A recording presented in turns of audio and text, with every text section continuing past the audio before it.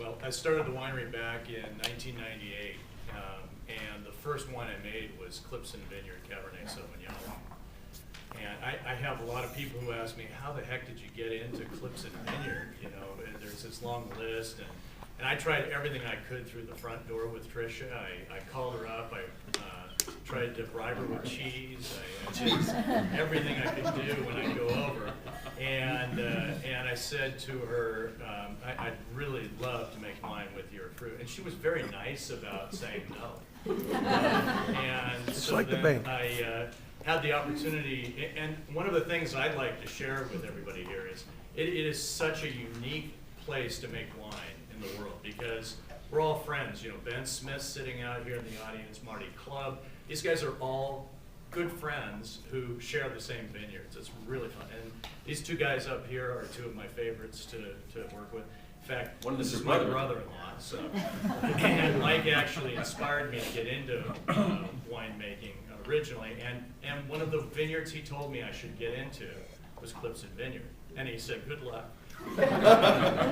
So when I wanted to get into this, I called up Tom Hedges, another great wine person in this industry, and took him out to lunch and said, I'm starting a winery. I'd really like to get some great fruit. Is there any way I could get some Hedges fruit for this first vintage? And he said, God, I'd love to do that, but you know, I've got some expensive fruit that I'd love to sell to you. And I said, well, what's that? And he goes, well, I sourced some Klipsun Vineyard fruit, and it's more expensive than anything else. I hope you don't mind me saying that, George. I think she loves it.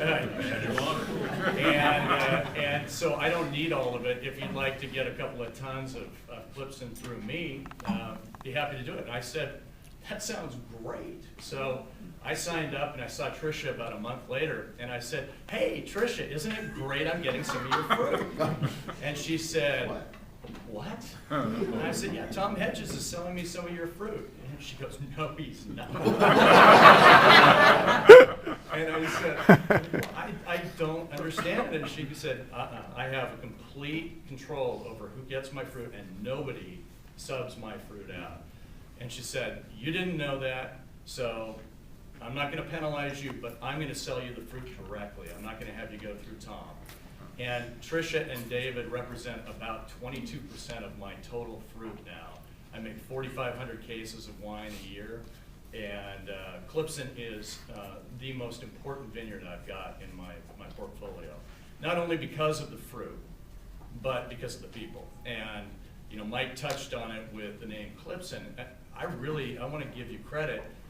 You are probably, in the state of Washington, one of the best PR people we've got. Everybody knows Tricia Gillis. She talks so highly of this state and of the wines that are made from her vineyard, and she's really making a big difference in how we're perceived worldwide, and it's awesome. The other thing that Klipsun did a few years ago that I think really made a difference in the wine that you're tasting today, this barrel sample, is she brought on Julia, who is the vineyard manager, and Julia's done a phenomenal job of going through and really improving something that was great to start with. So, and that's a real trick. Stand up, Julia.